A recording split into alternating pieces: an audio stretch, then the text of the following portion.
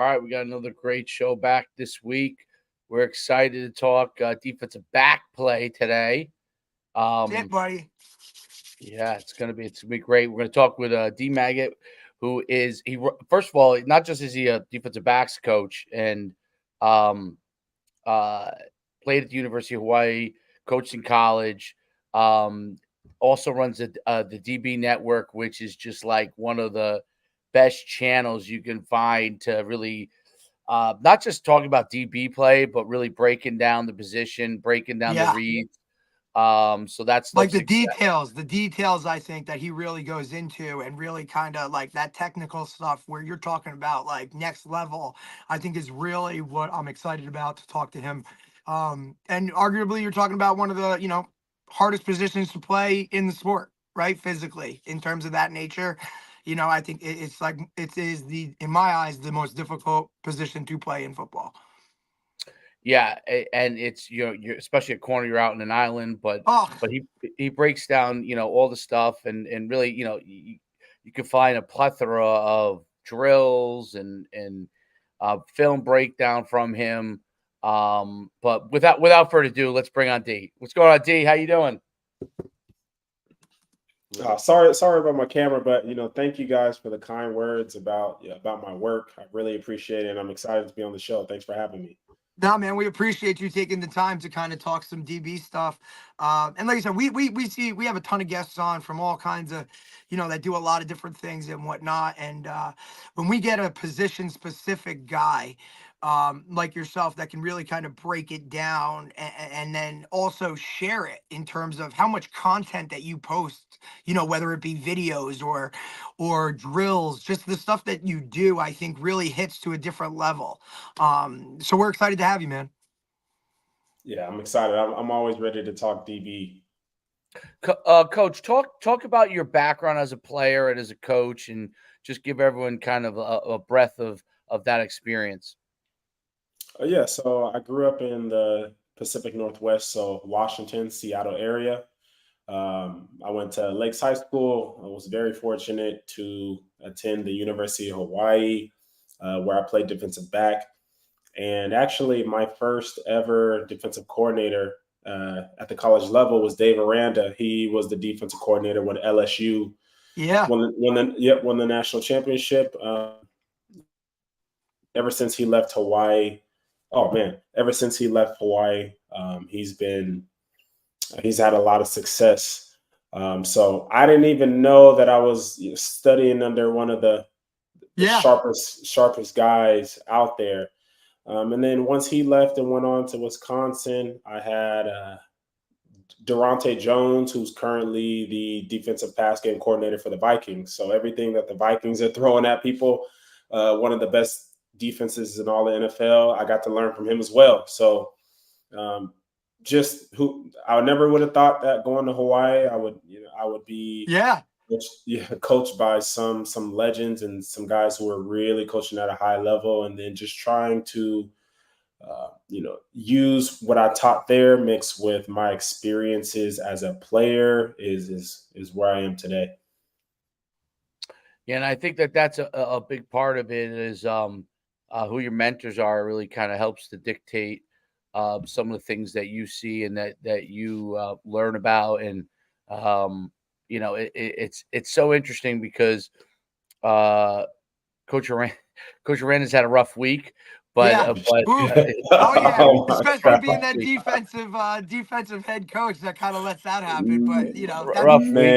His work speaks for itself. One play doesn't define anybody, But on the flip side, the flip side of it is, and this is kind of my point, is even though he's had a rough week, he's had a rough week because he's considered a defensive guru. You know what I mean? Right. So it's because he's considered a guy that has done so many exceptional things defensively. Obviously, he's a head coach, but was really known for being a defensive guru, and and it's one of those things that so much success, obviously, if something goes wrong, people all of a sudden question it. But it's really great the mentors that you had, like Aranda, who's a fantastic coach.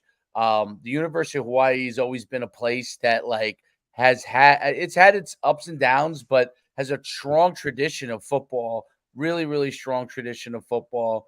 A lot of great football players come from the Pacific Northwest and out on the island, and so it's not a bad place to go to college, I'm sure, as well, from a weather Yeah. standpoint, at least, right? Yeah. Other, So, other, other than I think the travel every week, right, is probably a real pain. But other than that, I mean, you see a lot of guys that, and for a school was known basically for their offense, right, for a right. really long Hmm. time. So for you to go there or choose to go there as a defensive guy, I think that's kind of something that's, a little different as well. But probably helped you in the long run because every day in practice, you're going against guys that are slinging it 50, 60 times a game. You get a lot of work out there. Yes, and I'm so glad you said that because they're putting up the run and shoot. It was putting up crazy numbers.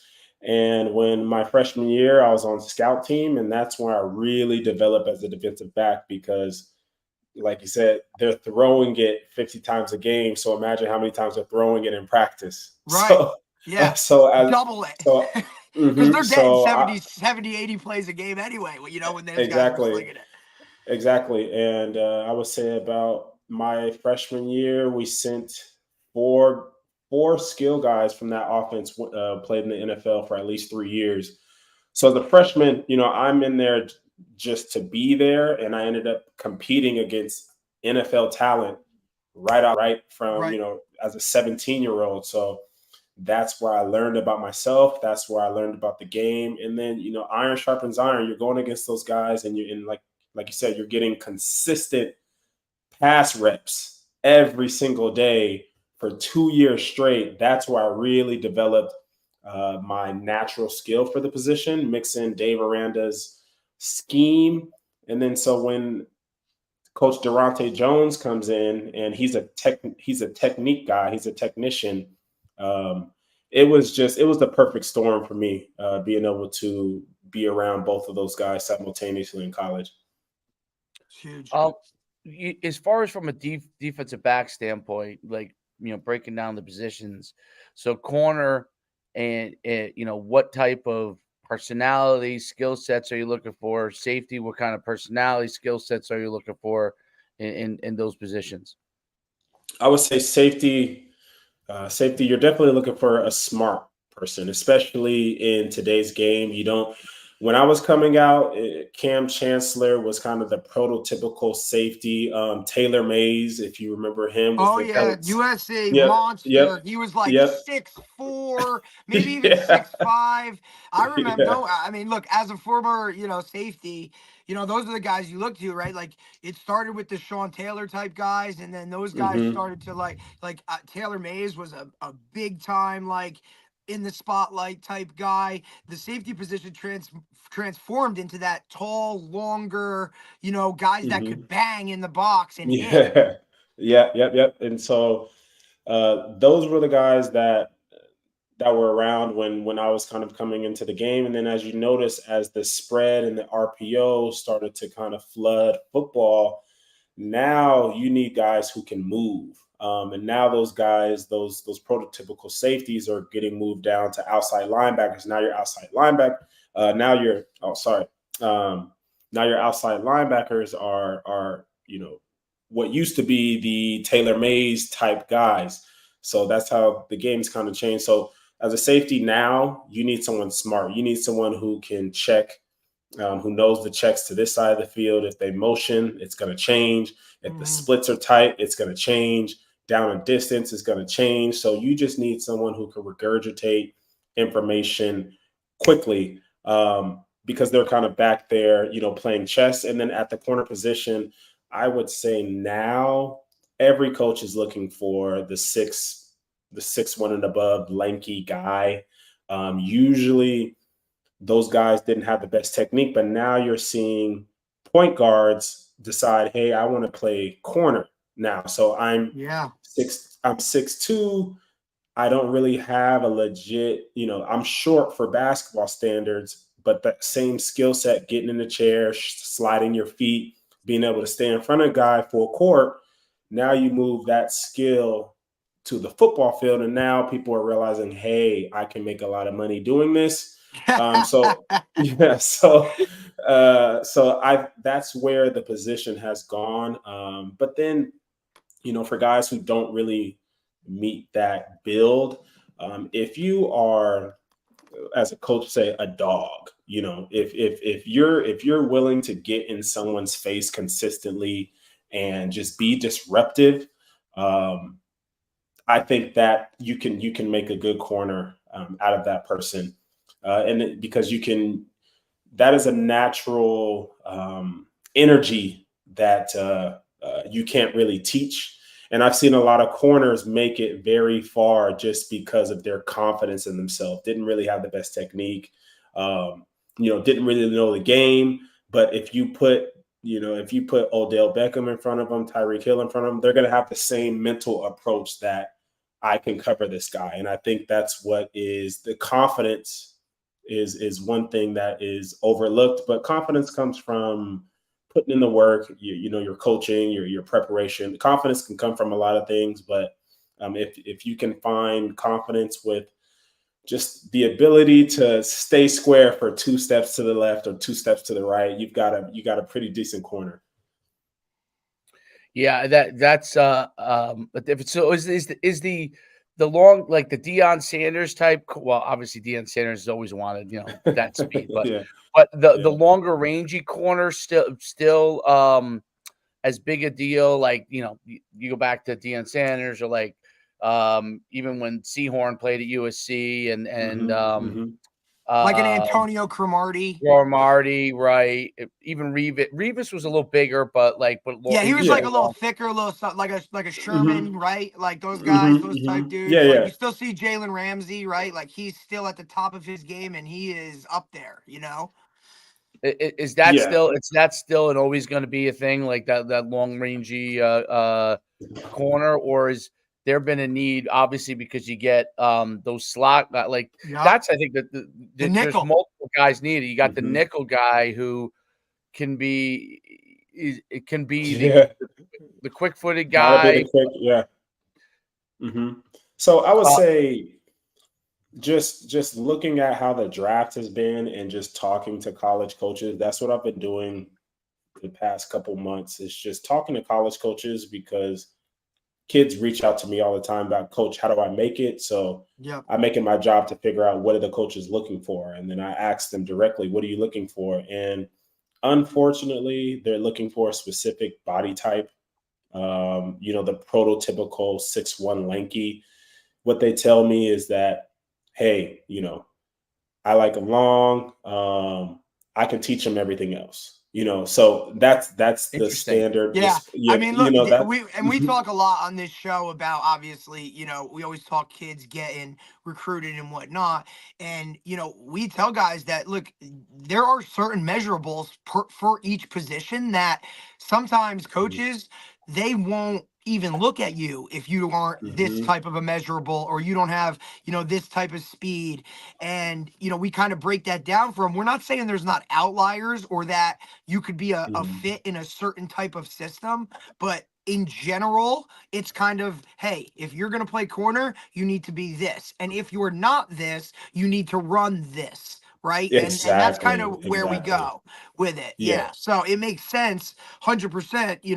You're talking to certain guys. I only want long corners in my system, or my nickels need to be this. Right. So you're kind of seeing that across the board with a lot of guys. But I still feel like, look, if you can get a lockdown, shutdown corner for your defense, and I don't care what level it is, it just changes the game altogether as a defensive coordinator. So I think you're always kind of looking for that.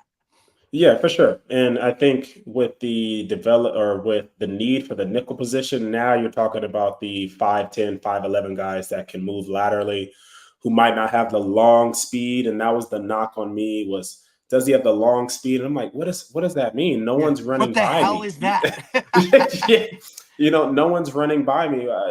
What is long speed? But at the end of the day, I will say that football is always evolving and then going right back to where it used to be. So I could see all it really takes is a couple 5'10", 5'11" guys to kind of break out Right. in the NFL, and then everyone's going right back to, hey, what are they doing? Or I seen them like Trent The McDuffie. I copycat think league. Trent McDuffie is about 5'11", I believe, maybe 6 foot. But I believe I would love for him to truly be in that 5'11" range because I'm 5'10", so he's not too far from me. But um, like him, he's an all pro. He's playing in the slot. He's playing on the outside, but he was drafted as a slot guy.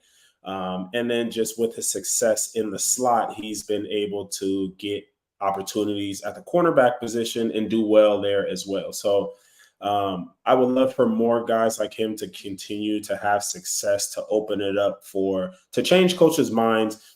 And one thing I will say is that the coaches today tend to it's a copycat kind of league, like like we were talking about. Usually the coaches that were kind of coached on that philosophy of, hey, you need to have a long corner, they naturally have that thought process. But I've met shorter cornerback coaches who are like, oh yeah, I'll take a short guy, like they Right. were the short guy who got Right. overlooked, Like a Kirby Smart. Yeah, and now they're in a position to bless someone else with an opportunity, and now they're like, "Hey, I'll take a look at a 5'9", 5'10" guy because I was that guy." So, to all the kids out there who may be watching this, the beauty's in the eye of the beholder, and in every coach is human. They have their preferences. They have the non-negotiables. So you really want to scout the coaches as much as you're relying on them scouting you. Of course. Yeah, the one non-negotiable is always speed. Right. So if Sorry, you can't guys, run, you can't be a you can't 4'8" run, you corner. can't play DB, but Yeah. especially corner. I think you're 100% right, and I think the copycat part is true, and then the part about, I also think, mirroring, like what becomes the trend at receiver basically mirrors what becomes the trend at DB, right? So I don't, it doesn't mean this is gonna happen, but if all of a sudden the league was mirrored with a bunch of Tyreek Hills playing wide receiver, right? And all of a sudden you had a lot of shorter, super fast guys running around. You would need to have more guys that mirror that in order to stop it, right? And if Exactly. when Gronk and all the tight ends were a big deal, that's when you needed some more of those safeties or those bigger roll down DBs to be able to handle that, because how are you going to cover Travis Kelce or so the specialization. I think as in college, there's obviously all ranges of sizes of guys. So you're basically recruiting off preference. But in the NFL level, the specialization, because I was an agent for 6 years, I saw the specialization of mirroring what they have to face being a big deal. So even if their preference is long, rangy corners, they want to have one guy on that roster, on that 53-man roster, that can go in and just cover the guy that's really super quick and can take that guy away. Like, they may only carry one, you know what I mean? They may only carry one of those guys, but they carry the one just in case they need him, and obviously can run down on specials and all those other things. So I think that's really an interesting thing at the defensive, the back thing, and that's what makes defensive back so interesting. And then you have like these hybrid guys too, which is like a kind of a thing in the NFL, like Micah Parsons, who really is who's a linebacker who plays defensive end, who can also cover a tight end if need be, right? Like, he's like, one of those 1 in a million guys. He's not as tall as the tight ends, but he's faster than they are, and he's as physical. So it's interesting how you have that mirroring process. Defense is basically, in order to stop the offense, you've got to out mirror them. You got to mirror what they're doing, and then you got to out mirror them, meaning your guys got to be better.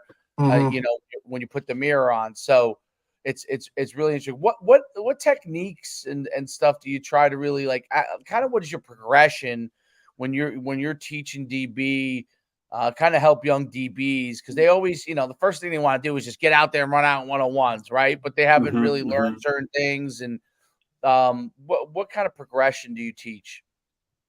So if we're talking about one-on-ones, we're talking about press. The first thing I teach them, the stance is, I feel like it's important, but it's not necessarily something that is hard for them to understand. Obviously, you want to play basketball. How would you guard? Would you guard this person standing straight up?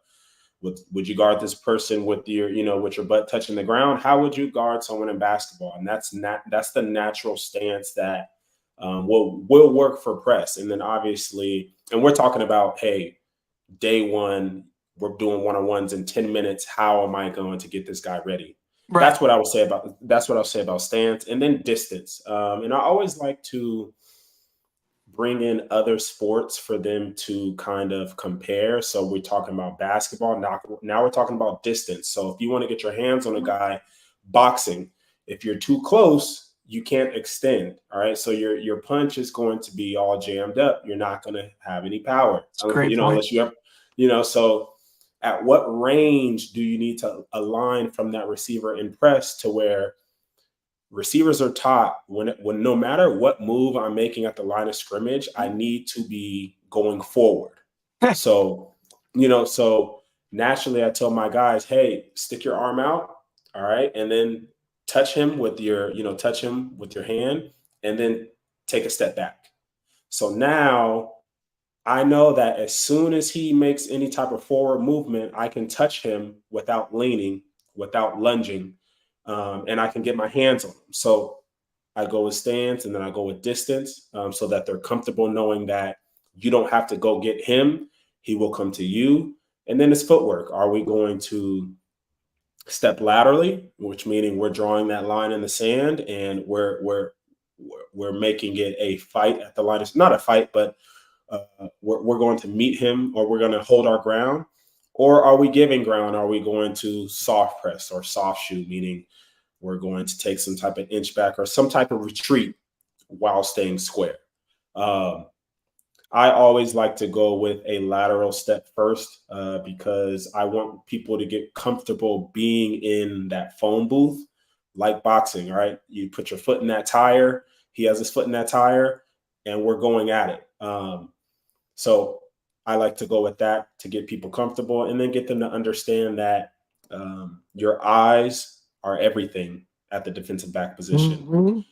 Your feet are everything at the defensive back position, and your hands are accessories.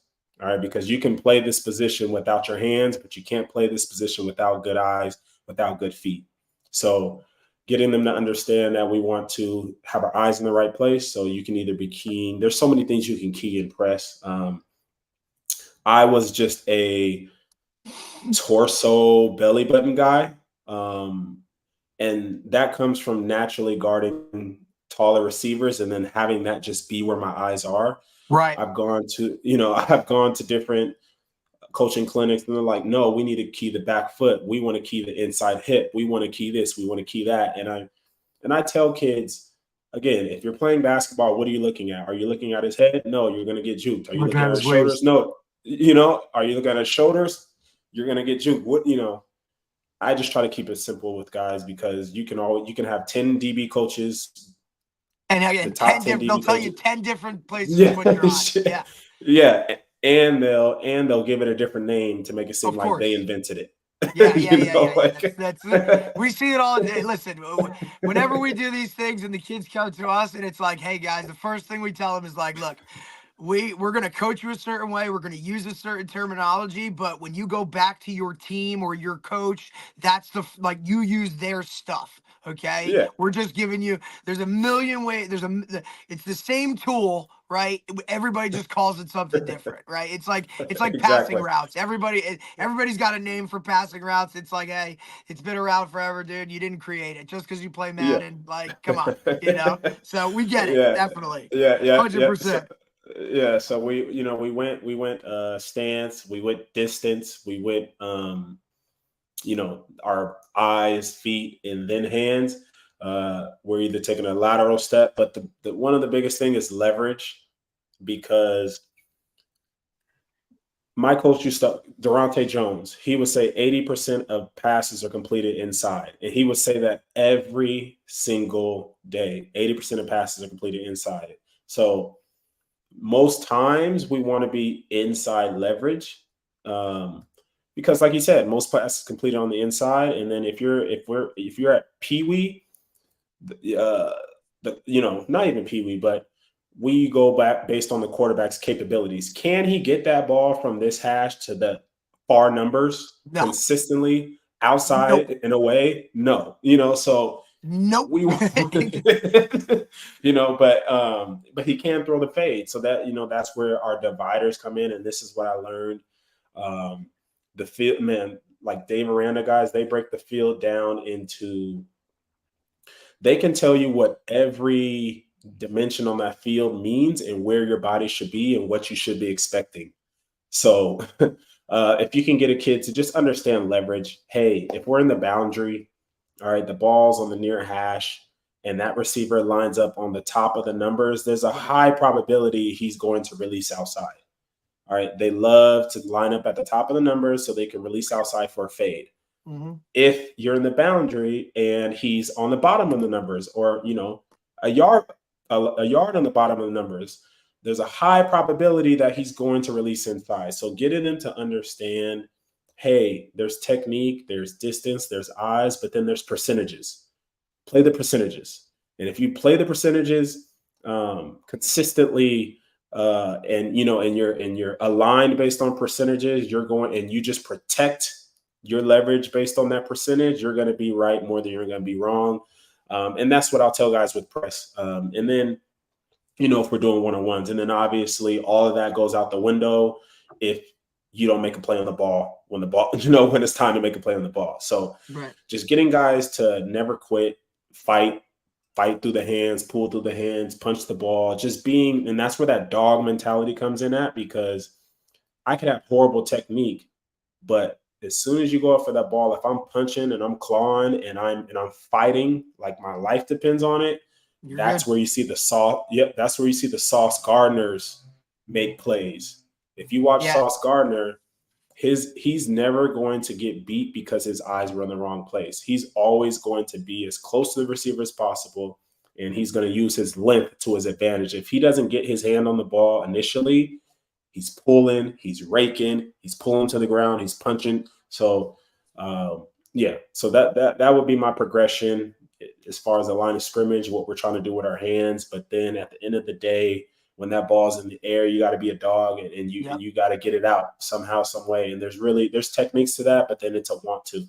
Right. And I think that's a great point that you make, right? Because a lot of younger, DBs and stuff, they think, hey, man, this guy caught the ball, plays over. And a lot of times, you're talking about receiver play too. Like they got to catch, tuck, bring it in. A lot of these guys don't have those techniques, especially at the younger levels, that attention to detail, right? And I tell my young DBs all the time, man, like just because he has the ball in his hands does not mean that play is over. Continue to fight. You know what I mean? Go for the ball, rip the hands, do all that kind of stuff. Like you said, it really becomes, a level of, I don't want to say aggression, but just like want, right? And I think that also comes with the DB position itself. Like you said, you need to have confidence, right? Like DBs are always a little different in their mentality because a lot of times it's the most, I want to say, individual position on the field, right? Football's the ultimate team game, but there's a lot of times where as a corner, right, specifically, it's you and that guy and nothing else matters, which is rare in football. And I think that's what adds a level of confidence that is needed to ultimately play that position at a high level. Yeah. Yeah. And you're going to get beat. So having the confidence, and this is, I think, why I had success is every time I've gotten beat in my entire life, there was always a self-correction that I was able to make as soon as the play was over. Right. Dang, I didn't stay square. Or like, dang, why did I open my hips? My eyes. It was never that guy was too good. That guy was too fast. Right. I can't cover him. So No, and that could be it's on calm. you, right? Like Yeah, he didn't beat me, I beat myself, or he didn't win, yeah. I lost, right? I think Hmm. there's a big time mental side of playing the DB position, you know, even as a safety, right? Like I felt the same way. Like, hey, I have to run fit here, and this guy's not going to juke me. Or hey, Hmm. like, and even if he did, it's like, oh, I took a bad angle, right? It's Exactly. that confidence and the self correction of knowing, hey, I made a mistake. He didn't do good, right? Something like that. Hmm. Hmm. Yeah, yeah, for sure. And you can, man, this game, that position, especially the cornerback position, or even Oof, the safety, it can humble you so quick. real quick, It's real yeah, quick, dude. yeah. It's interesting how when you talked about the alignment of where to be and where to stand, and then the thought process. Like, yeah, I really agree with you. Obviously, if you're playing straight up and you're trying to take away, you're playing straight up on them. Your belly button is obviously the easiest to take a look at, but if you're playing them inside leverage, right? Then the near hip might be easiest. If you're playing some sort of cover two where you got to funnel down inside, the outside near hip is going to be your point that you can see the easiest. It's the Hmm. based off the leverage and where your opponent's body is not going to move at all, right? The part that's not moving very much, that's going to be stable. That's where you want to have your eyes, because everything else is part of the fake, part of the leverage point for the wide receiver. Um, it's it's it's interesting, the not just about the mindset of a defensive back, but also like how do you teach? Because I think one of the things that coaches do, at least when you get like in a high school level, but in the college level, you got to be able to catch as a DB. Otherwise, you're very limited. But coaches will Hmm. take a guy who's fast, isn't catching as well as the guy who's their stable wide receiver, and say, you know what, let's teach this guy DB, right? Yeah. But ball skills ultimately become really important because picks are a big deal, and or even just being able to get your hands on the ball, right? Knocking balls down, having those ball skills. What are some of the things that you really teach to help improve defensive backs' ball skills as they're moving without knowing where the What ball's it's going to coming. go, right? Because that's what people don't realize. It's like, oh, DB drops it. Well, he doesn't really know Yeah. where the ball's It's going. Like a lot of times, reaction. Like you're just seeing a right, the ball come Hmm. reaction, the ball flying Hmm. at you, appears. dude. Right, the receiver knows when the ball is approximately coming and what the timing is. But the DB, the ball appears, and you You're got to like, get your hey, hands up. Hmm. okay. So it's always funny to me when they say like, "Oh man, Oh, that's he's what he got to plays DB catch is on." that. And it, Yeah, yeah, yeah. DBs are catching off reaction and not knowing where who and where the ball is thrown Right. to, Hmm. whereas wide receivers know, obviously, from the scheme where the ball is supposed to be going or where it might go. So talk about how you improve, like some of the things that you like to do to help improve ball skills for defensive back. Um, so one of the things that helped me is I think a lot of DBs, it's hard for DBs to truly feel like the ball is always going to come your way every play. I think when a lot of DBs get caught off guard by not believing the ball is going to come, now you're in a reactive state uh, Hmm. from the A beginning. great point. Yeah, Great point. yeah, and so now when the ball comes, you're behind the eight ball on everything, Right. and that's one thing and it's really really tough when they're running the ball, they're running the heck out of the ball. You haven't even got Yeah. it thrown, but to be honest, that is what truly helped me was to believe that the ball was always going to come my way. And then when it comes to, I would say the deep ball, I like to talk about the deep ball first because I think a lot of people are in good position, but then they can't play the deep ball.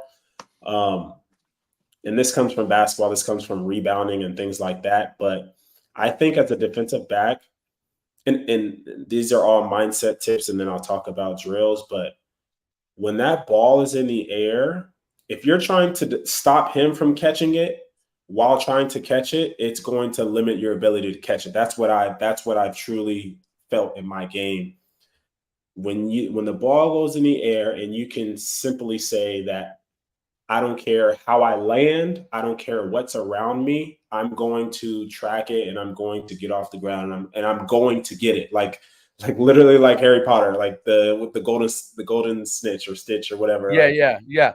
Like I'm like my everything has gone away. My focus is the ball because that was my problem. I'm trying to stop him from catching it while still trying to catch it. I think mindset wise, if you can get guys to truly feel like when that ball is in the air, everything else ceases to exist. Because I used to be worried about how man, like, am I going to get hit if I'm in the ground? If I'm in the air, like just things that don't matter. So being able to have them, truly focus on, hey, if I jump and I get clipped and I do a front flip and I fall on my back, like there's so many worries that might go in someone's head, but truly attacking the ball. But then I just doing drills where, let's say we're doing a back pedal drill, we're doing a brake drill, just having them snap their eyes to the imaginary target. So for breaking 90, back pedal, break 90, I always have them do a minimum of 2 steps towards the direction of the imaginary receiver. And then I throw the ball without them, without them knowing. So they know, obviously they know I'm going to throw the ball, but it's not like I say ball, or it's not like I give them an indicator that it's reaction. going. Yeah, it's reaction. And then, so you can play games with them where sometimes you throw the ball, sometimes you don't throw the ball. So at least you're training them that I'm taking my mandatory 2 steps and I'm snapping my head. So, I think getting them in the habit of I'm closing space. And then as soon as I get to this hip, my eyes are back and I'm expecting that ball to come. Right. And that's little mind games you can play with them. And then, and then I think penalties for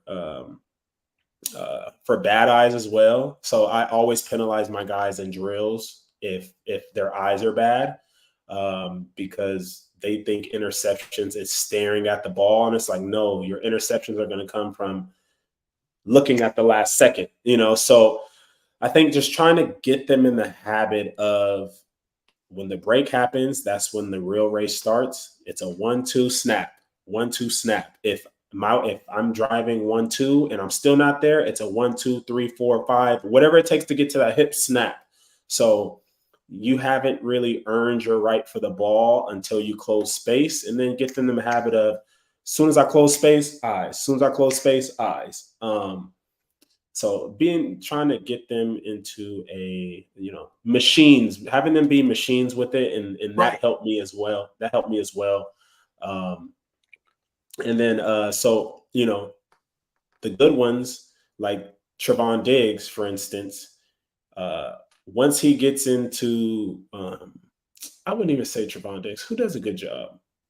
I guess we could use him as an example, but once he gets into position, his eyes are up immediately.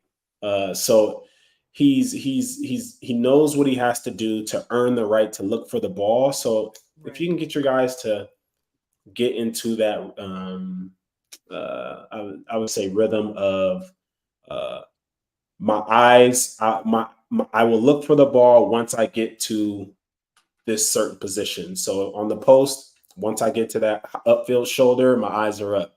The fade ball, once I step, I get to his chest, I get my eyes up. So just trying to get them to understand there's certain points where you're not supposed to look for the ball, and there's certain points where you can look for the ball. And then once they're drilling that like crazy, they're going to know where the ball is going to be too as well, based on where the receiver is. So if I'm driving that receiver, let's say there's space. If I'm driving and I need to take 2 steps, as I'm taking my steps, if I see that he's slowed down, so let's say he's running a deep out route.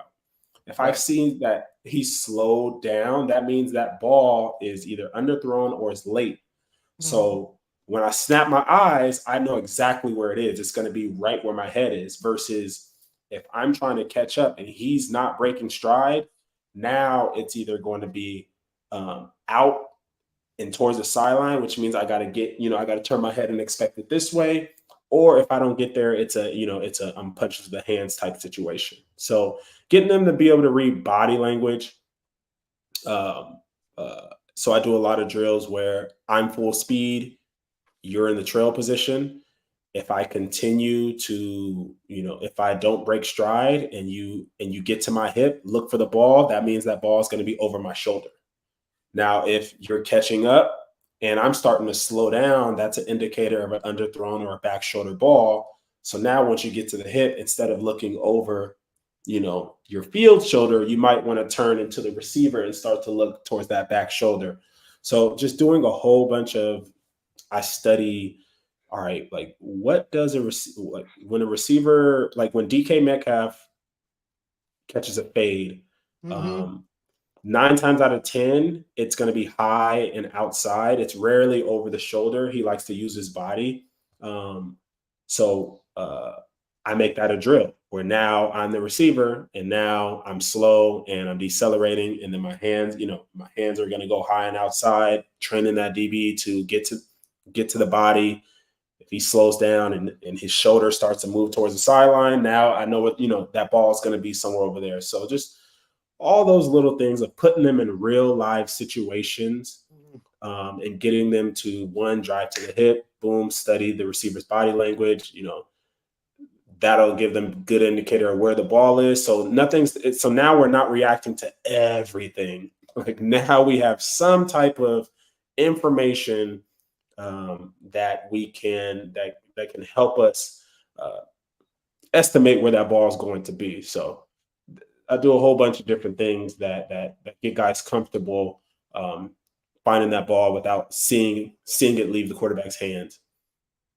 Yeah, I think absolutely your points on getting to the hip, but going for the ball. I think that's one of the mistakes that inexperienced coaches may teach. They're always like, hey, focus on knocking it down and focus on playing the ball, and you make the decision of what's available as that ball comes in. But first, close on the hip, and then be able to play the ball and understand the different angles of the receiver you have. If you're a shorter DB and you have a taller guy that they're throwing to, they're going to throw it to his head. I mean, that's where you're going to throw, right? So you got to play, be able to play through those hands. You don't have to out jump him. You got to go to where his hands are, because the chances are he's not throwing it 10 feet in the air and having him leap to the 10-foot mark. He's throwing it towards his head. He's throw to the head, and that's all you got to be. You got to be at his head. But if you're down at his chest, then at your height level, then he's going to catch the ball on you every single time.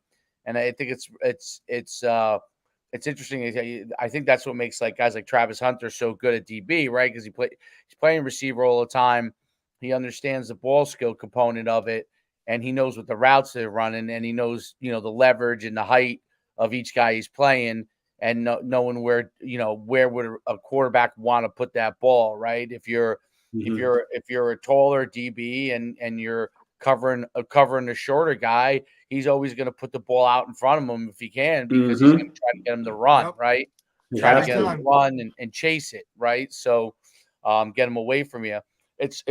And those things are really and obviously what you talked about, closing, the steps necessary to close to the receiver first before you do anything, because I think that's a big mistake that you probably see when you coach kids.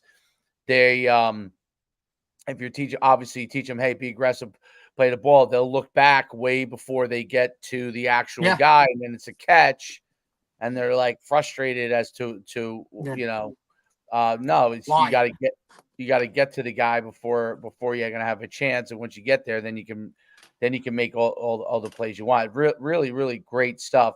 What is as far as from a coverage standpoint, what are the kind of coverage leverage points that you like to have the corners play?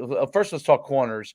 and then I want to talk like alley play with the safeties. So basically, when they got to close on the run game versus obviously when they're either half field safety or like a cover one look where they have the full field, right, the center field. Mhm. So first talk about corners, like leverages based off the different coverage, like cover 2, cover 3, like where do you want them to really be playing and those zone coverages?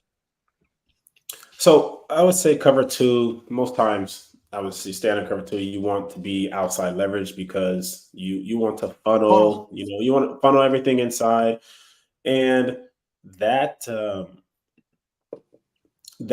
what was I gonna say? That hole shot by The honey hole. the honey hole shot is the first place the quarterbacks are looking, and that's actually the throw that they're most comfortable making. That and straight over the middle. So I watched the game against Michigan, USC, Right. and it was 2-on-1. It was one receiver side, and the corner just lets him get outside. He just lets him get outside, gets straight to the sideline. Quarterback hits the hole shot in cover 2. And it's just crazy that at every single level, that's like the first thing that I ever learned about cover 2. It was like, don't let him outside. Like number one rule of like if you do nothing else right, you can't let him outside. And it's like, okay, here we go. Like here we go. 110,000 people watching you, dude, and you do something that you were taught when you were 5. Like it's Yeah. And every but I and do think every though, right? Like Mhm. that, especially leverage when it comes to that, like. And I'm not trying to get you off track or interrupt or whatever, but I do feel like No.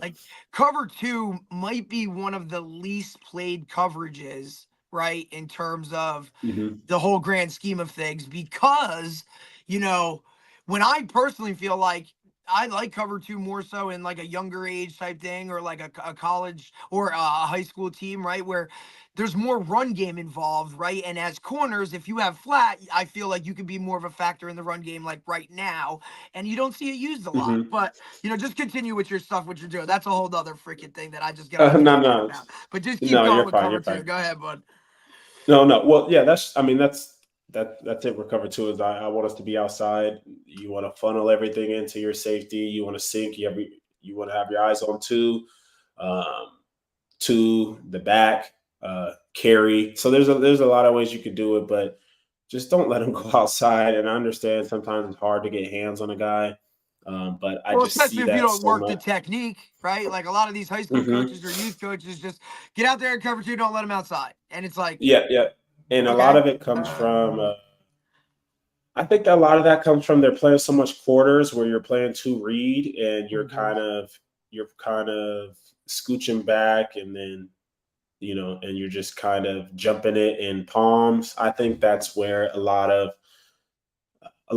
the technique doesn't come from, because like you said, you're not playing a lot of cover 2, but you're playing a lot of quarters. But quarters has a lot of cover 2 checks, so you're playing true cover 2 like you would play it in quarters. I think that's where you're seeing people miss the basics of cover 2. Cover 3, it really just depends. I It hate it. really depends on your on your philosophy. So if you I would just say most times you're playing outside and you're telling you guys to play outside and on top. At the younger levels, it outside. I would say outside shade. So you're I would say your body is on his outside shoulder, his outside hip, and like you said, you're just not trying to give up the fade. And then you can go all the way up to, okay, well, in cover 3, all right, in cover 3 with 2 receivers, now you might want to be inside shade of number 1, because they're hitting us with a seam, or they're a big seam team. Right. We want a midpoint. We want to lean on that. So I think it really just, and I don't blame coaches for this. Like when people get to the higher levels, they're like, oh, well, we played it like this.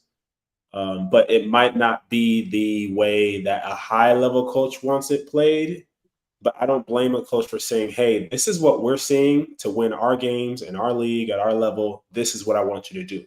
I But think to the sideline. that's a great. I think that's great that Mhm, you mentioned that, right? Because Dave, how many mhm, times do we see like what works for one doesn't work for another, right? This isn't a cookie mhm. cutter type of system. Like we're kind of giving you the general rules, but you have to tweak it to what you're seeing in order to be successful. You know what I mean? You see all these guys go to Yeah. these clinics every winter, right? And they come back and they're like, "We're gonna run this, we're gonna run that," and it's like, buddy, like you got that from the NFL and we're coaching, 9-year-olds, right? Exactly. Like this ain't Exactly. gonna happen, Exactly. dude. Like it's a great Yeah. thought, thank you, but not so much. So I'm Yeah. so Yeah. glad you brought that up.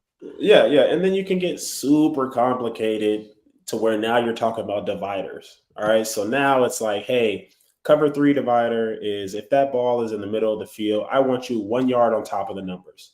And when you're dropping your cover three, we're going to play the percentages and we're just staying on that divider. I don't care if number one is here. I don't care if you have two receivers. That's our divider and we're staying on it.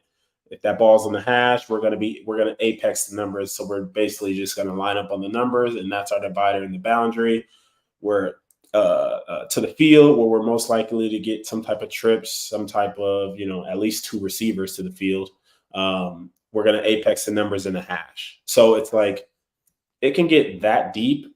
I don't think it needs to be because um, there's plenty of people who have success without even getting into that.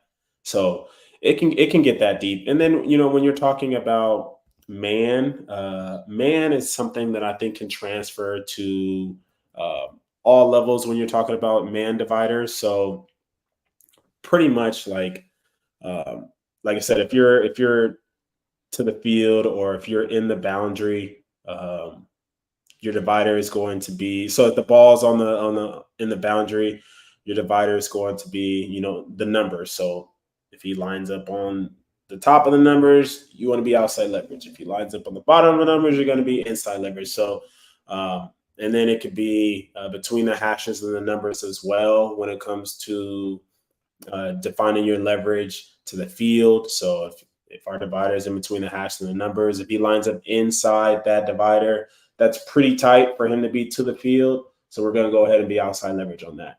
Now, if he lines up outside that divider, the only really thing that quarterback can throw to that receiver to the field from the boundary hash is that fade. We're going to play the slant, the 5 and in, the curl, the dig, the post, the over route, the shallow route. We're going to play all those routes from inside leverage. And then if he throws the fade, that ball is still got to work through our body if we're inside and, we're looking at so that's like the philosophy behind that. I would say quarters. Quarters is different because it was difficult. Well, it's not difficult, but it's different because everybody runs quarters their own Everybody. way. So Right. I've had a coach that says, I want us outside leverage. And then you'll have another coach say, are you crazy? You got to protect the post. So so everyone's different with their quarters. I will say that you're probably going to find more people play quarters from an inside from inside technique than most. Um, Simply because again the way to beat quarters is that fade or is Yep. that post. But I've coached in leagues, I've coached in high school. I'm like, hey, we're seeing is fades, comebacks, curls, and slants. Like no one's throwing the post. Like, hey, coach, like you notice no one's throwing the post, and like you said, that comes down to necessity. What are you seeing? So don't go to a clinic where they're seeing Andy Reid one week, Sean McVay another week, Yeah. Kyle Shanahan another week, where you guys are seeing bubble, RPO, and we're taking shots to our tall receiver. So I say, adjust accordingly. When it comes to the safeties, if we're starting in quarters, I would say, inside, I would say 10 to 12 inside is the standard. Dave Aranda was thought to be crazy because he was an outside leverage guy. Again, because Interesting. a way to beat quarters was that corner route. So that's where he started, was, okay, I'm outside leverage because they're killing us with this. They've adjusted to our quarters. They're killing us with this. And then you adjust and then they adjust. But Right, it's a chess match. Everybody knows that, right? yeah. And any good high level, coach understands that when the offense does this, the defense is going to do this, and then the offense is going to adjust to that, and then the defense is going to adjust to that. And to be honest, like, we've been in a lot of games because Dave and I have coached together and whatnot, where, hey, we're planning like, all right, we did well in the first half, so what's going to be their answer, right? Okay, so they're going to come out, they're going to do this. We spend all halftime drawing this up for the kids. We come out and it's like they didn't adjust. It's like they didn't even move one bit. Like, okay, this is going to be another great second half, right? So Yeah. some of that stuff is, the chess match is part of why the game is great. Well, Yeah. what about match coverage? Have you played a lot of match zone where like you're reading number 2 receiver, and it's like a version of cover 4, but that match coverage could be really effective because it baits people into throwing something that you want them to throw because they think you're playing cover 4 and you're really not, and you're playing a match. Have you taught a lot of that? Yeah. So I played it. As far as like my teaching, I'm not really teaching. Right, you're teaching more technique stuff. Technique. Yeah, and I'm not at a specific school or anything like that. Right. But as far as match, I think that's where football defenses have gone, because quarterbacks, I would say Smart. a 10-year-old could hop on YouTube and figure out everything they need to know about coverages. If you're vanilla, like if you're just spot dropping and you're playing landmarks, Right. and you're not necessarily matching guys, a good quarterback, a good offense is going to eat you for dinner. So I think that is where the game is going. We're going to guard guys, not grass. I like that. I like that. Yeah. I like that. Yeah. But I would say things are kind of the same in terms of how you're playing it. So, quarters, we're not backpedaling into our quarters. We're either taking a scooch step or a step off. And if 2 is vertical, we got them, and Right. How do you define a vertical, coach? And, and it's like, everyone wants to say, oh, if he's past 6, if he's past 8, I've just learned as a quarter safety, is he past your nickel? Is he past your backers? Like, take him. Because, because, again, teams are smart. They'll find out, oh, they define vertical anything by over this 6 yardage, so let's push it to this, or let's cut it here, right? Like, it's a crazy world. So, you know what I mean? So if you match, you gotta have rules that will stay true. And I think that's where the coaching comes in at, is you've got to learn from trial and error that, oh man, we said that in our palms, anything under 5 yards, but he's running the stick out. So he's hitting 5, pop, pop, pop, and then he's working out, but then we're going to send, we're sending 1 on the post. So what are you going to do? Are you going to, right? Are you, so I think, having good rules is the key to match. And like I said, you can play it the same, in terms of how you're aligning. But when it comes to match, I would say the rules are probably the most important. So your guys can play fast, because if they're having to think too much, and there's so much gray area in your teaching, then that's when they become robots and they're not able to match anybody, because they're just they're standing still, and they're unable to adjust on the fly. So that's I guess that's my thing with quarters. If you have any more questions, let me know. And then cover 3, I think the cover 3 safety, I don't know if you've noticed, but everybody's moving towards a shuffle now. A lot of teams are shuffling in the middle of the field. I get the concept and I really like it. And again, I think it's just based on how well you can teach it. Because I find that if you grab anything from the NFL, you better be teaching it every single day, every and day. you better be reiterating that, like, hey, like when you see this, we're Right. gonna do this, because a lot of people don't Exactly. yeah, a lot of people don't understand what they're actually grabbing from the NFL. Like, I can grab a drill and say, oh, they're shuffling. Anytime. Yeah. Oh, that's what we're doing, but taking the time to find the keys to it, the reads to it, why you're doing it. When you see this, it might change. When you see this, we're doing this. And then the flaws of it, you always have to find, whatever coverage you're running, find um, clips and show it to your kids of someone beating it, someone beating you at your Oh, rules, oh, so that, yeah, that's a so great. that it's like, I like that's mm-hmm, great. That's phenomenal. mm-hmm, You never think yeah, to show something like that because whatever, but you can say, look, like you can do all of this, and then here's what they're gonna do, or here's how mm-hmm. they're gonna beat it. So be aware of this. Wow, it's Yeah, great. yeah, yeah. And I learned that from my DB page is people are more interested in the failures, not the success, Oh well, because people that's are gonna. society, brother, right? Like, welcome to society. Yeah, Let's yeah, everything that's negative, let's throw it up there.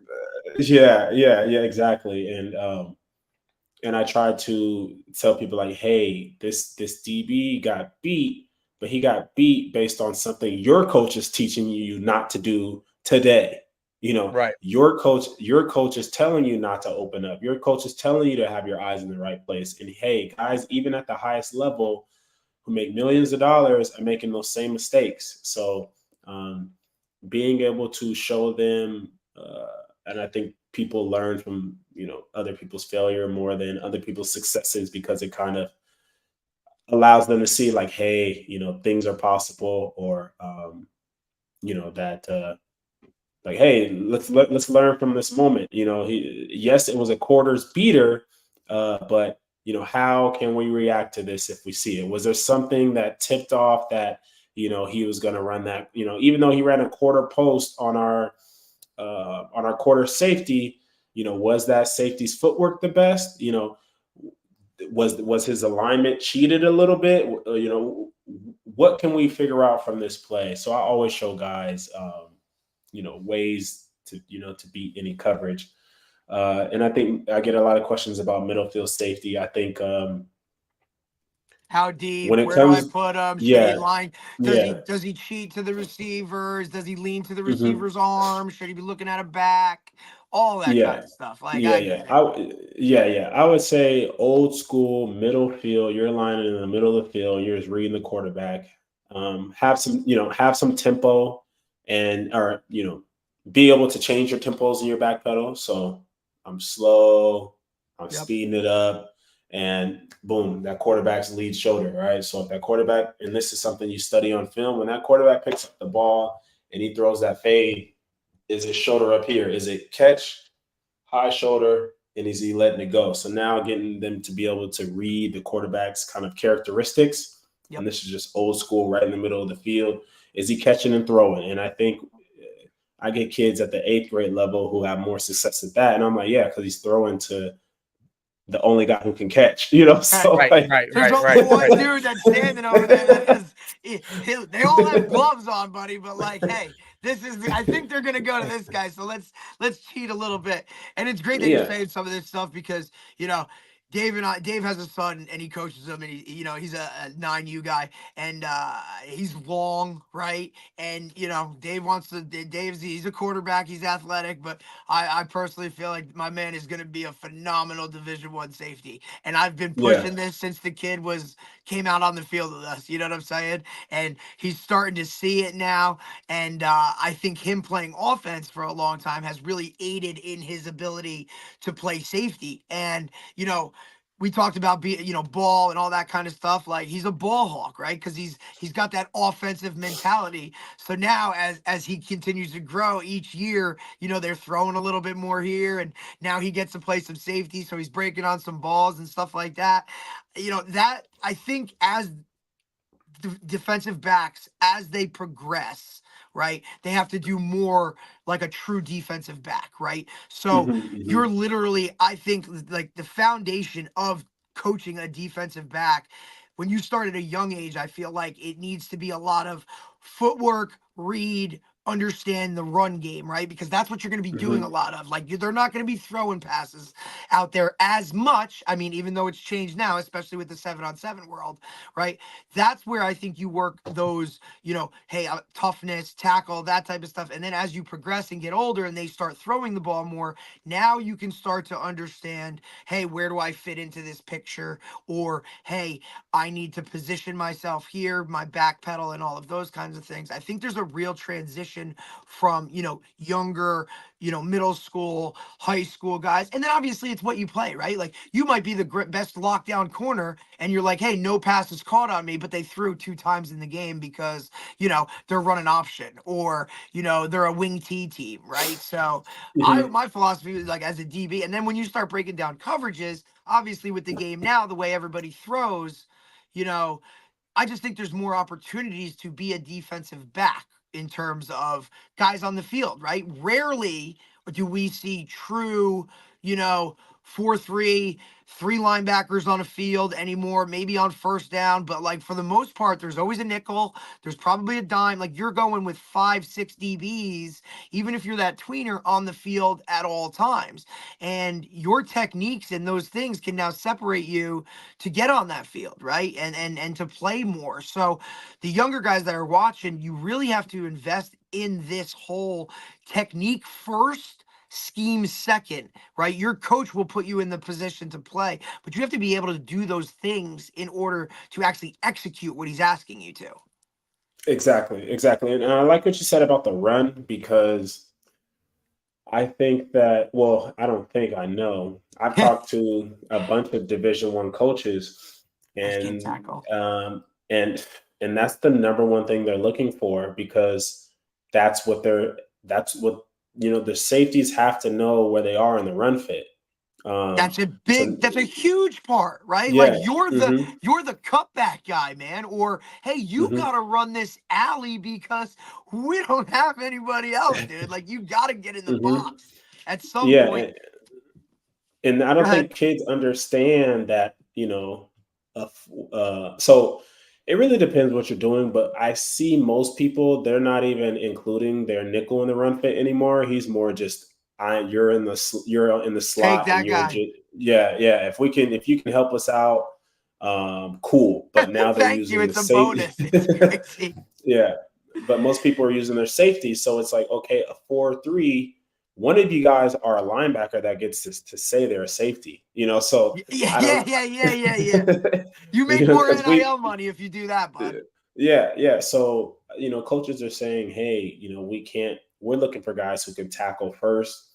We're looking for guys who understand fitting the run, like you said, hey, yeah, and the way they're teaching it, and the way when I go to a bunch of these, I hear a bunch of these coaches talking. It's where the back is, because most times the back is to the quarterback's left, easy to the right. So if the back is to you, if the back is to you, then let's just say vanilla RPO offense, we're going to get zone. So if the Right. back's to you, you're going to get zone the other way, so So he's, you got to stay, be patient, play cutback, right? Don't yeah, go flying out exactly, of there, exactly.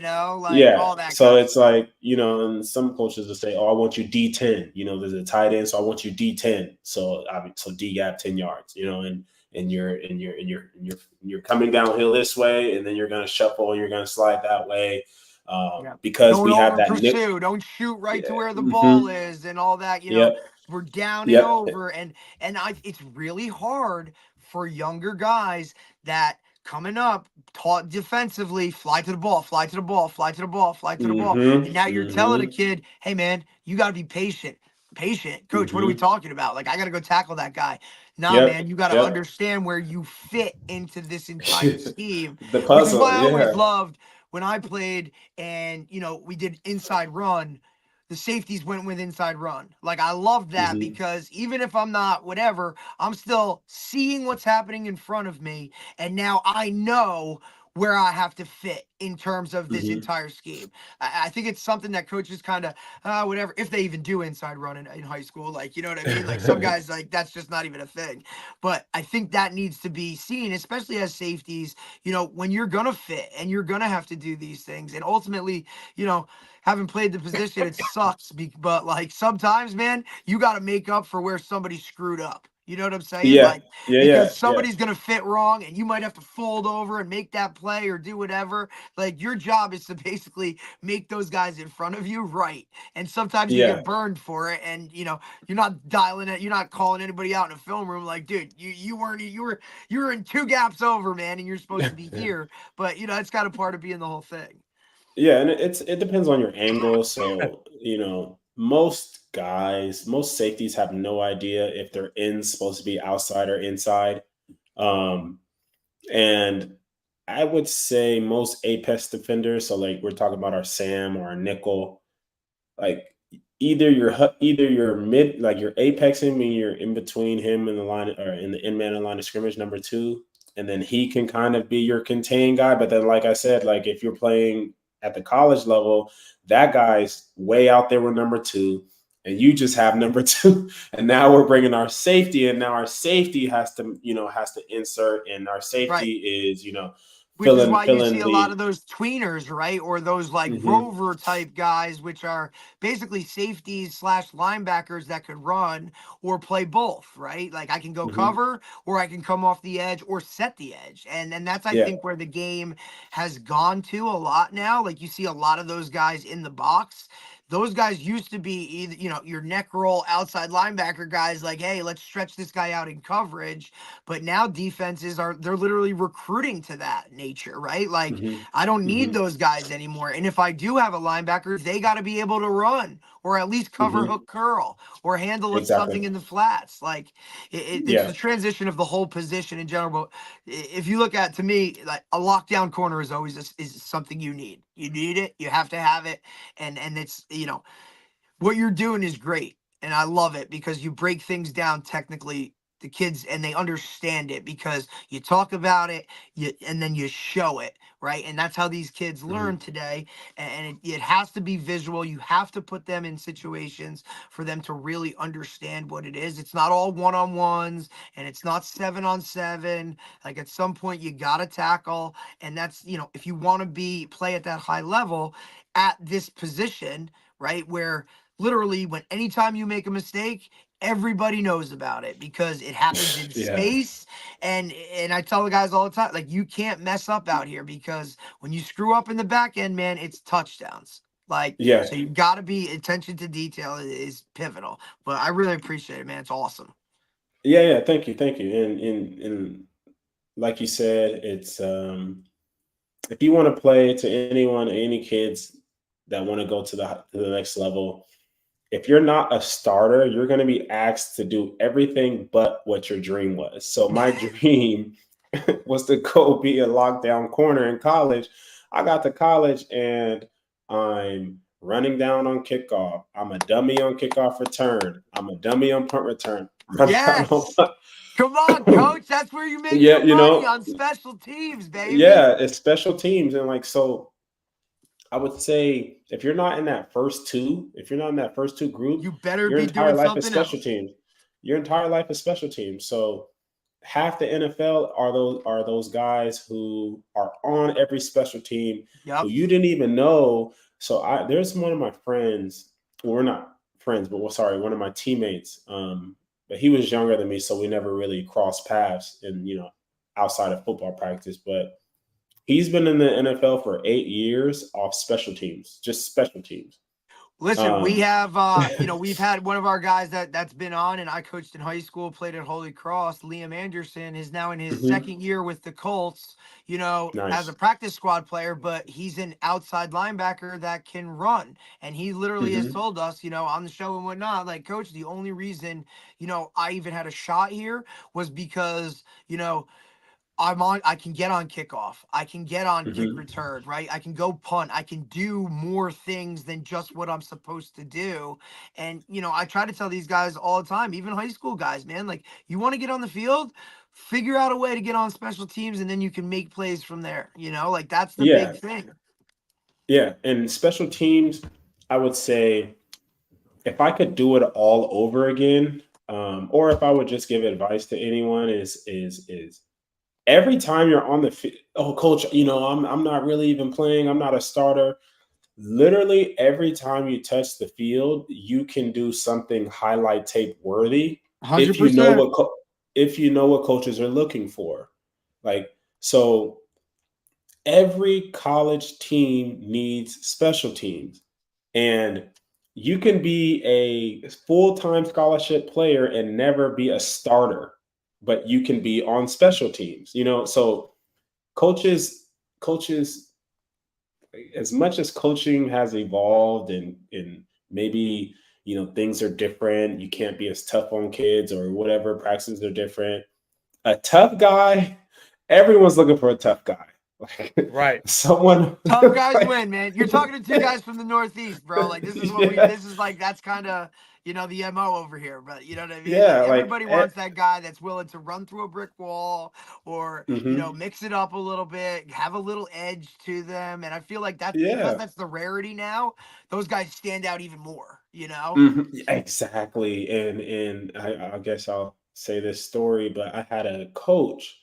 He would he always so I felt like I was better than the corner playing over me, but he would always say he would bring us in the room and he'd be like, if I'm in a dark alley and Yep. there's 10 guys that wanna kick my can, and I can only bring 3 DBs, I'm picking this guy, that guy, and that guy. And he would just walk out the room.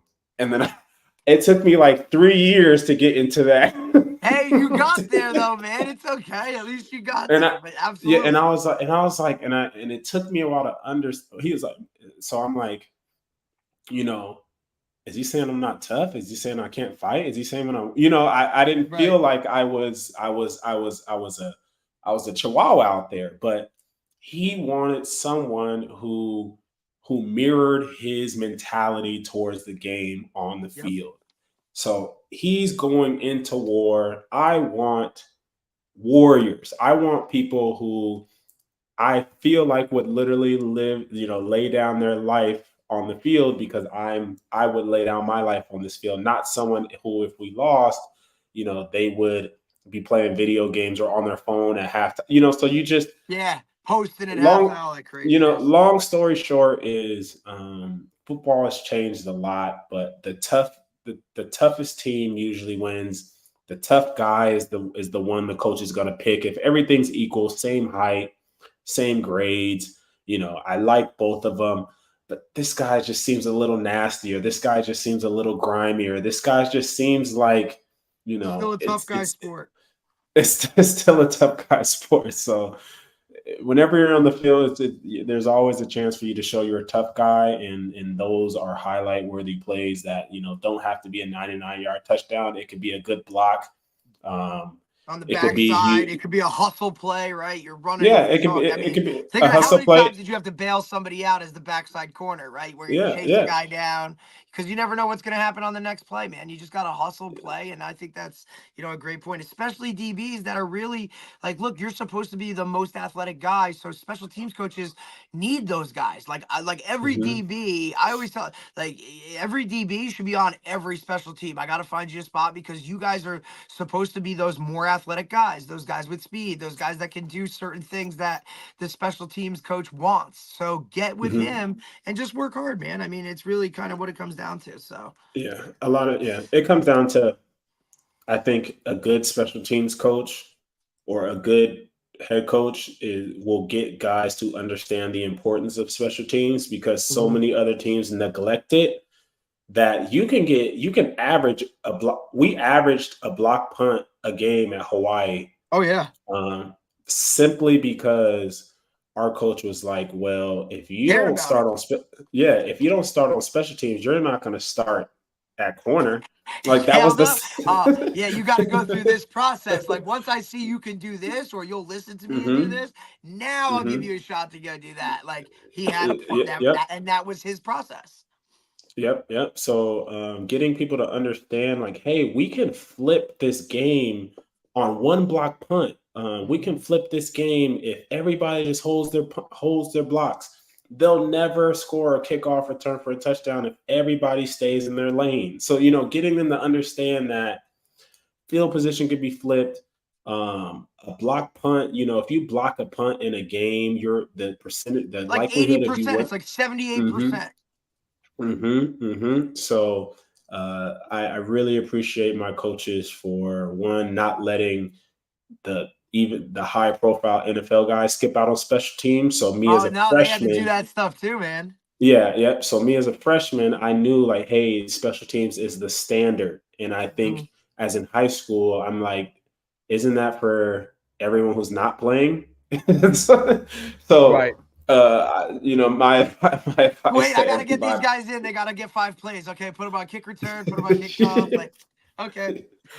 No. Yep. Yeah, it's So, awesome, man. yeah. Awesome. Good stuff. Well, Really good well, D, stuff. it's been great. It's been great having you on, man. We really enjoy the conversation. Just tell everybody. I know your Instagram is a Yeah, go super ahead. big Plug page. yourself. Yeah, let us know Yeah. where people can reach you. Yeah. DB underscore network at Instagram. I'm doing a lot more on YouTube. So DB network Smart. on YouTube, where I can have conversations like this. I think the Instagram model is very is good, but I don't get to talk about football as much as I want to. I've had people tell me like you're talking too much, and I'm like, this video is literally 60 seconds long. Dave, if they think he talks too much, then we really got a problem because we know how much Yeah. I talk. I'm done, dude. Like, yeah, holy hell, dude. Yeah. So I want to do more things. I am doing more things on YouTube, long range. I mean, bigger landscape, and you can kind of see coaches film. I'm trying to get kids to watch football. I'm like, guys, how can And you watch it want the to go to right way. college, but you don't watch football? Like, They just you play. gotta. They just play Crazy. Madden and Yeah, they just go out there, they're NCAA. slinging it around on college football, Dave. Like, we see it all the time. It's like, guys, you Yeah. gotta watch it. Like, and don't just like watch it like, hey, yay, touchdown. Watch like your position. Watch what this guy does. Like, we could go Yeah. on for hours with that Yeah, stuff. That's but I always a meant, but challenge, yeah, though. That's been a yeah. challenge since I started coaching, so 20 years ago, 20 plus years ago. So Man. But yeah, I appreciate you guys. Listen, man, And yeah, appreciate you. I would love to do it again because man, yeah, we didn't even crack the surface on defensive Oh, back. hell no. Really. yeah. No, we could definitely have you on. We could do a part two and talk some more. Anytime you want to come on, we could have you on. We'd love to talk more DB We gotta plays. get you out here to the East Coast, man. Where are you guys? Where are you guys located Jersey. specifically? Jersey. New Jersey, Oh, buddy. okay. So one of my teammates who I think he played for the Saints for a little. Have you heard of Keith Kirkwood? Have you heard that Keith name? Kirkwood. He, No. he's from New Jersey. He's from New Jersey, Okay. but he's on an NFL roster right now. He's one of the Okay. special teams guys I was telling you about. So Nice. so It's maybe I kind of can what get you we guys. are over here, bro. We're a little gritty, a little, you know what I mean? It's small, dude, but there's a lot of people in a small area, dude. I'll tell you that much.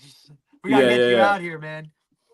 Yeah, man. I would love to. I'm traveling. I've been all over the world doing DB stuff. It's So awesome. that's kind of my life right now. Do it. So You're yeah, I would young love to enough. do it.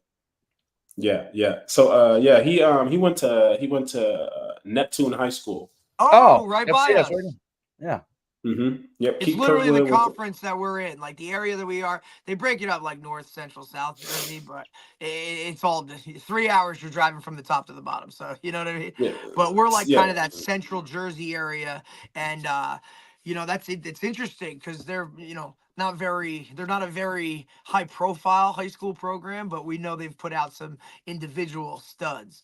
So that's good to hear, man. That's awesome. But like I said, Yeah, yeah. anytime you want to jump back on or have some more conversations or whatever, let's stay in touch, coach, and we'll talk soon, man. Really appreciate you taking the time. Some really good stuff that we got. I think our No, viewers will enjoy it. I appreciate you guys as well. And it's with the NIL going on, that's kind of Crazy. ton of questions about that. So Oh yeah. I'm I totally, studying that yeah. like crazy. And now you got, one quarterback's done, then his running back's done. Like, hey, it's just, this is what it is.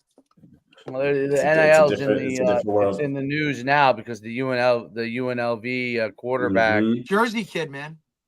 is he a Jersey guy? I didn't know that. Sluka, Yeah, stepping down, and that's a whole.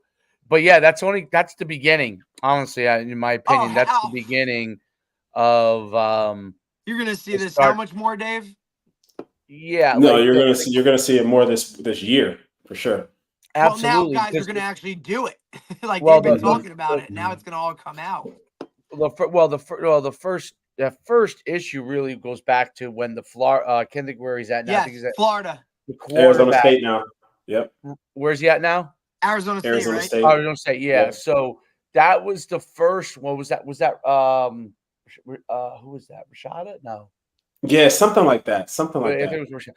But that was really the first. But the stories were. It popped at first, so right? convoluted. And then it kind of like trickled away. So it was hard to pin it down. It was such an extreme amount of money that was quote unquote offered.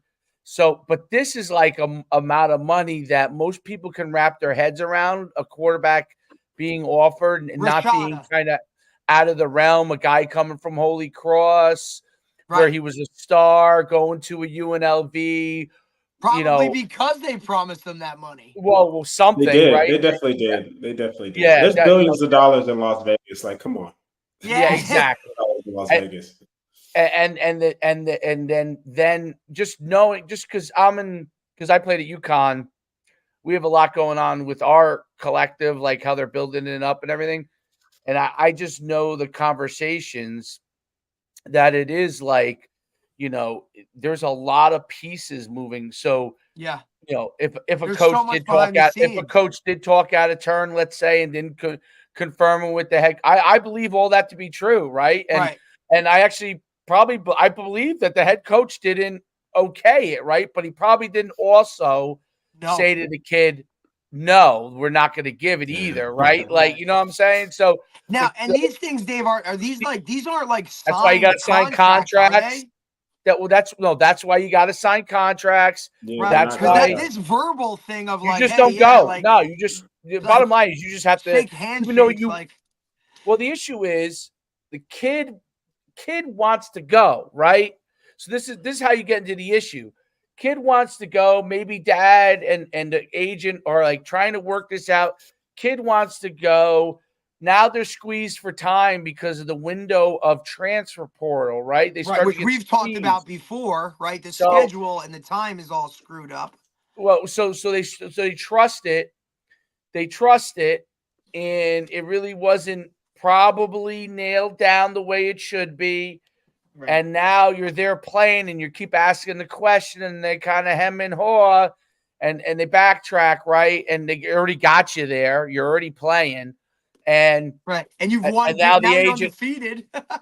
Well, and then the agent gets involved, and so the biggest thing is that it's ultimately more of these things are going to happen. To me, more of these things are going to happen because a lot of these things aren't nailed down exactly, right? And a lot of gray area, right?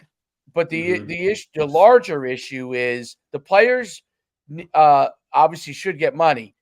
The thing is, there's got to be parameters, and there has to be, they have to figure out, are they going to be employees of the university? No, I hate to use it like this way, but like when you were on campus, there were kids that went to college that like might have had scholarship money for academics, right? And they worked in like the bookstore, right? And they were paid. I worked in the equipment room.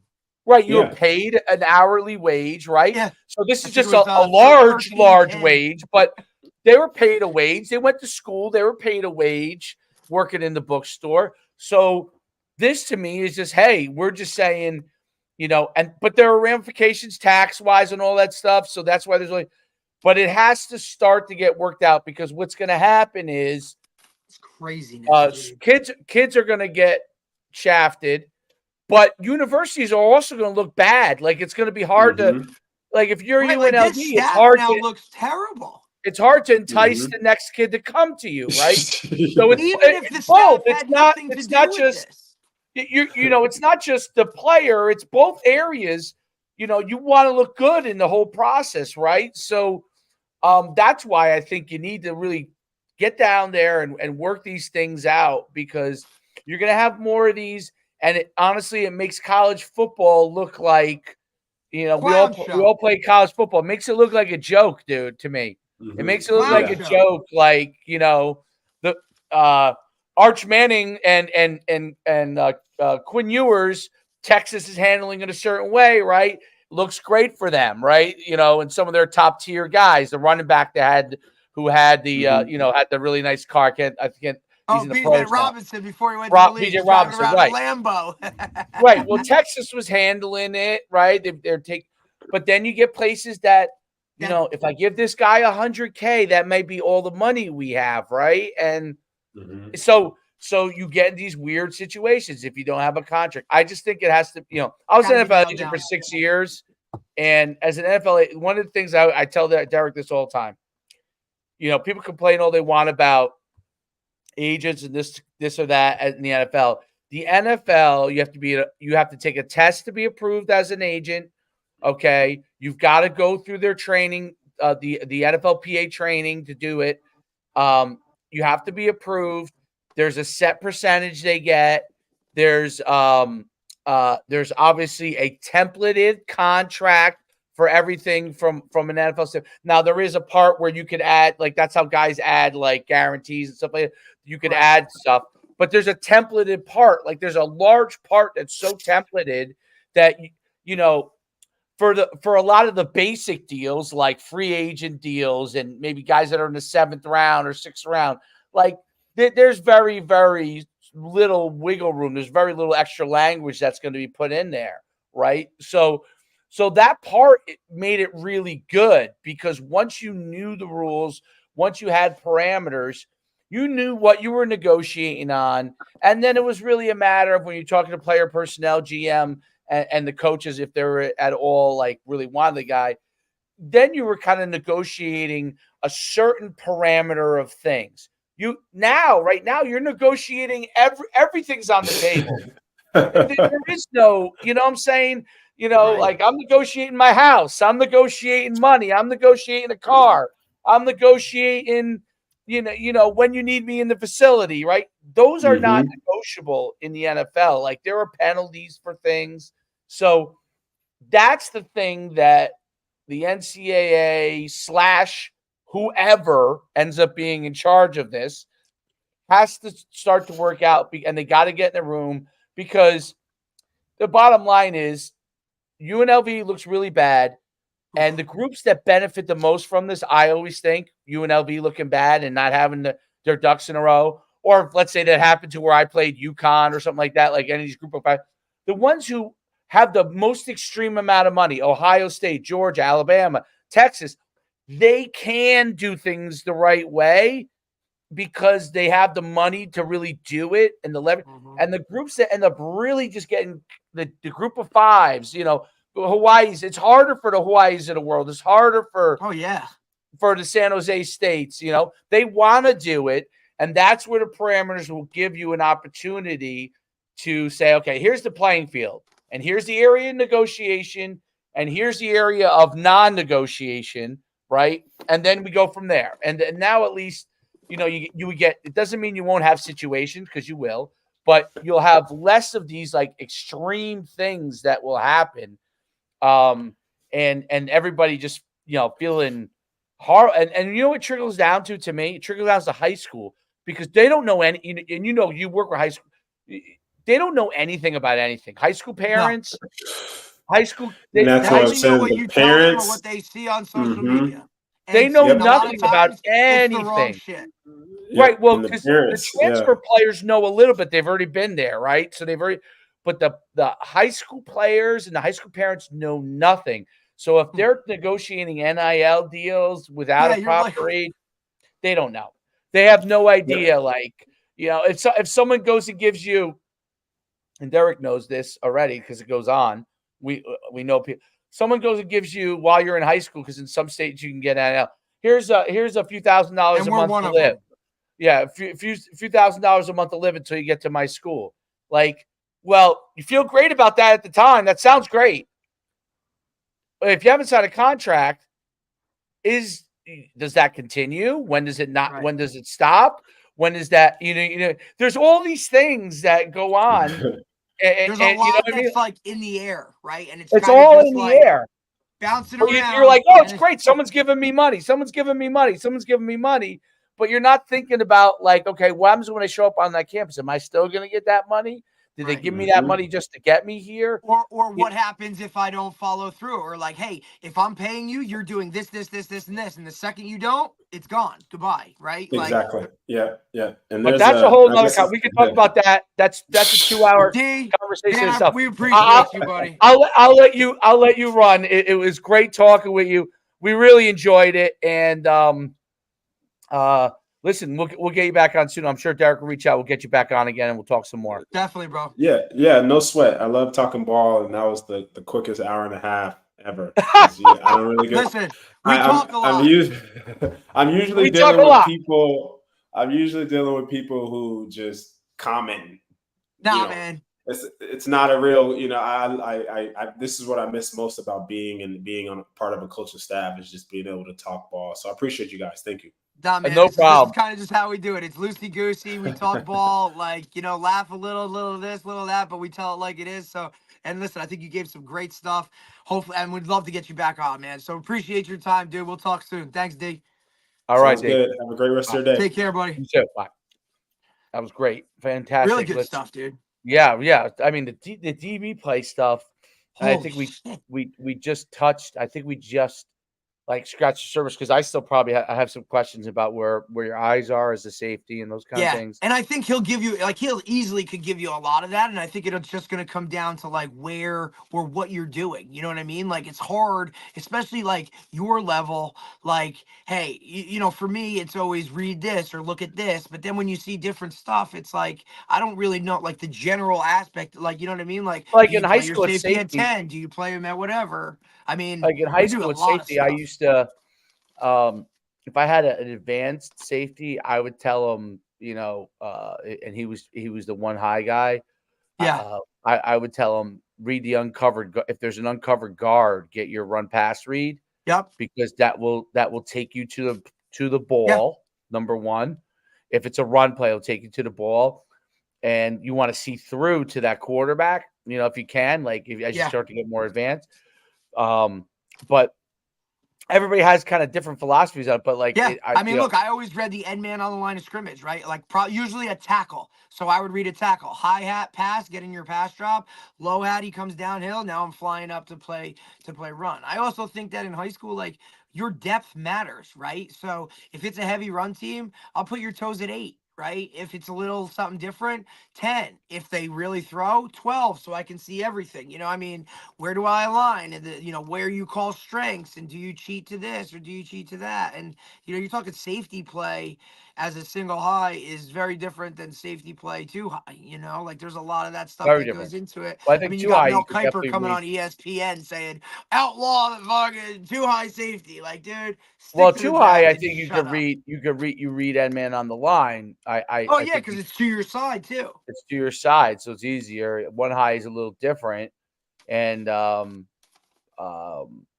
also now with RPOs, oh god, reading guards is not always it used to be a true indicator. You're never going to get a true key, right?